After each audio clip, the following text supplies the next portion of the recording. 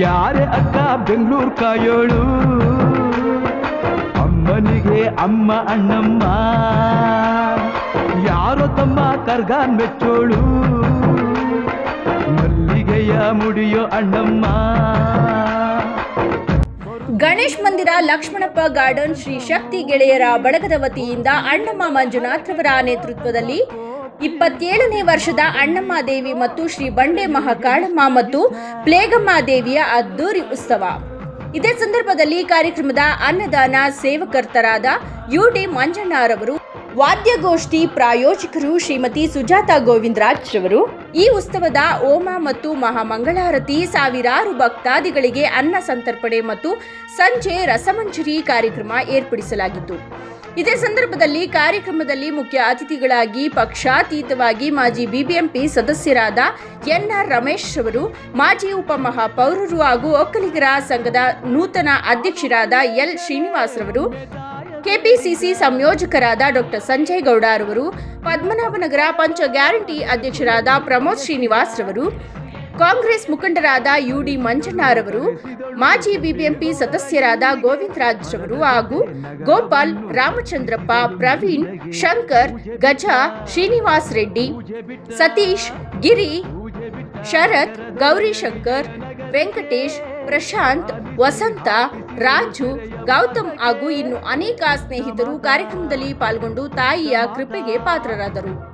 ಮಾತಾ ಬಿಟ್ಟ ಹರಕೆ ಗಟ್ಟಿ ಮಾಡಿಸಿ, 2 ವರುಷ ಅಳಿಸಿ ನಗಿಸಿ ತಂದು ಮನ್ನಿಸಿ, ಬರುತ್ತೀನೆಂದರೆ ಇಲ್ಲಿಗೆ ಬರೋ ತನಕ ಮೌನಿ, ಕೊಡುತ್ತೀನೆಂದರೆ ಹರಕೆ ಕೊಡೋ ತನಕ ಕೋಪಿ, ಆಡಿದ ಮಾತನ್ ಮೀರ್ದಿರೋ ಭಕ್ತರ ಇವಳಿಗೆ ಇಷ್ಟ ಇಷ್ಟ. ಬೆಂಗಳೂರು ಕಾಯೋಳು, ಅಮ್ಮನಿಗೆ ಅಮ್ಮ ಅಣ್ಣಮ್ಮ, ಯಾರೋ ತಮ್ಮ ಕರ್ಗಾಲ್ ಬೆಚ್ಚೋಳು, ಮಲ್ಲಿಗೆಯ ಮುಡಿಯೋ ಅಣ್ಣಮ್ಮ.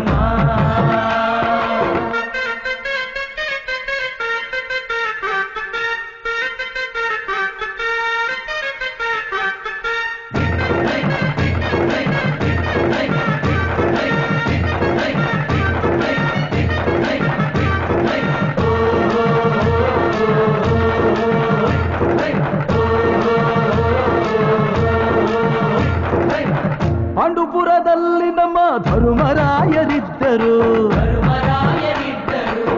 ಹೆಣ್ಣಿಂದ ವನವಾಸವೆಂದು ಸತಿಯ ನಿಂದಿಸಿದ್ದರು.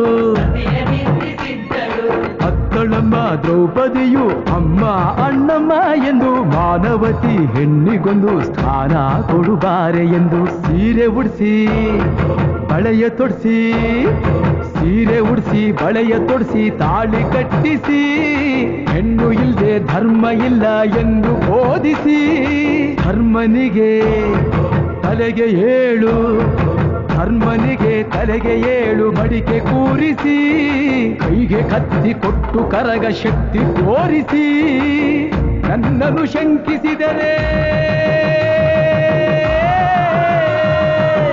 ನನ್ನನ್ನು ಶಂಕಿಸಿದರೆ ಪ್ರಳಯ ಎಂದಳಮ್ಮ, ನನಗೆ ನಡೆದುಕೊಂಡ್ರೆ, ನನಗೆ ನಡೆದುಕೊಂಡ್ರೆ ವಿಜಯ ಎಂದಳಮ್ಮ. ಆಡಿದ ಮಾತನ್ನು ಮೀರ್ದಿರೋ ಭಕ್ತರ ಇವಳಿಗೆ ಇಷ್ಟ ಇಷ್ಟ.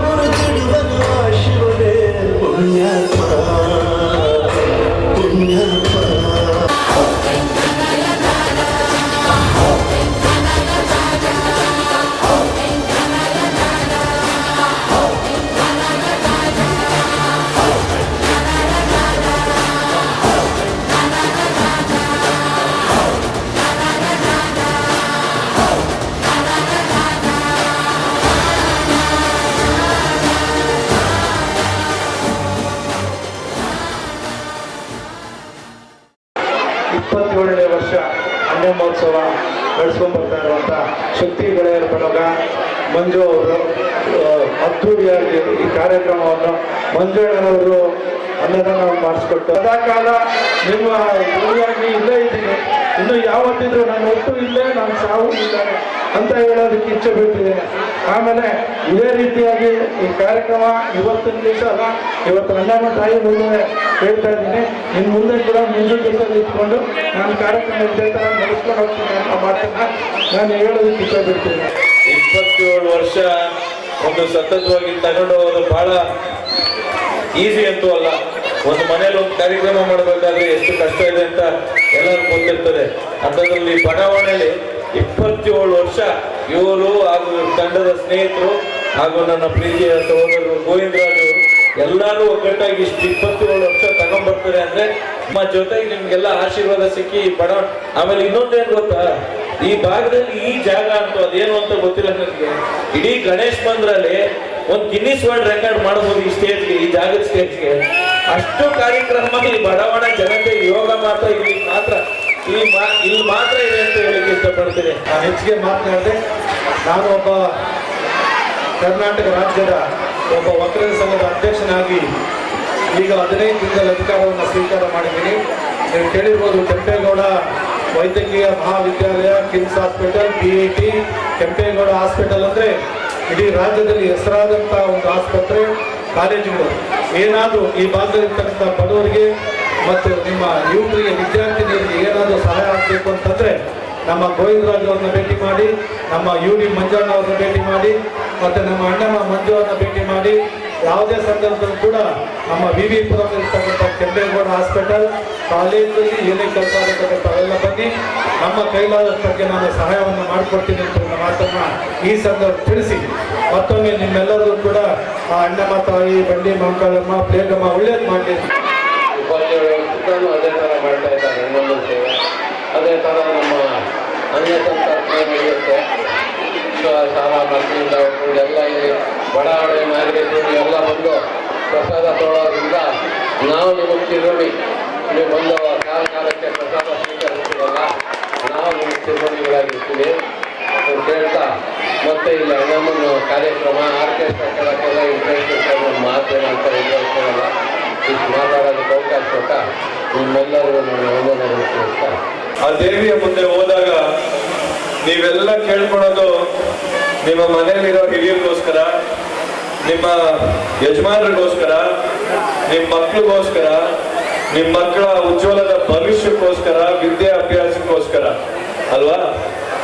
ಆದ್ರೆ ಈ ಭೂಮಿ ಮೇಲೆ ಯಾವ್ದಾದ್ರು ಒಂದು ಜೀವ ಇದ್ರೆ ಬೇರೆಯವ್ರಿಗೋಸ್ಕರ ಕೇಳ್ಕೊಂಡು, ತನಗೋಸ್ಕರ ಏನೂ ಕೇಳ್ಕೊಂತೀರ, ನಿರೀಕ್ಷೆ ಇಟ್ಕೊಂತೀರ, ಬೇರೆಯವರ ಒಳಿತಿಗಾಗಿ ಕೇಳ್ಕೊಳ್ಳೋದು ಒಂದು ಜೀವ ಯಾರಾದ್ರೂ ಇದ್ರೆ ಅದು ನೀವು ತಾಯಂದ್ರು ಮಾತ್ರ ಅಂತ ನಾನು ಕೇಳಿ ಈ ಸಂದರ್ಭದಲ್ಲಿ ಈ ವೇದಿಕೆ ಮೇಲೆ ಗೋವಿಂದರಾಜ್ ಅವರಿದ್ದಾರೆ, ಈ ಭಾಗದ ಮಾಜಿ ಮಹಾನಗರ ಪಾಲಿಕೆ ಸದಸ್ಯರು. ಅವರು ಅದೆಷ್ಟೋ ಒಳ್ಳೆ ಕೆಲಸಗಳು ಮಾಡಿ ನಿಮ್ ಜೊತೆ ಸದಾ ಕೈ ಜೋಡಿಸ್ತಾ ನಿಮ್ಮ ಕಷ್ಟ ಸುಖಕ್ಕೆ ಆಗಿದ್ದಾರೆ. ನಿಮ್ಮ ಆಶೀರ್ವಾದ ಕೂಡ ಅವ್ರ ಮೇಲೆ ಇರ್ಲಿ ಅಂತ ನಾನು ಕೇಳ್ಕೊಳ್ತೇನೆ. ಹಾಗೆ ಈ ಕಾರ್ಯಕ್ರಮದ ಕೇಂದ್ರ ಬಿಂದು ಆಗಿರ್ತಕ್ಕಂಥ ನಮ್ಮ ಮಂಜಣ್ಣ ಅವರು, ಅಣ್ಣಮ್ಮ ಮಂಜು ಅಂತಾನೆ ಹೆಸರುವಾಸಿ. ಹಾಗಾಗಿ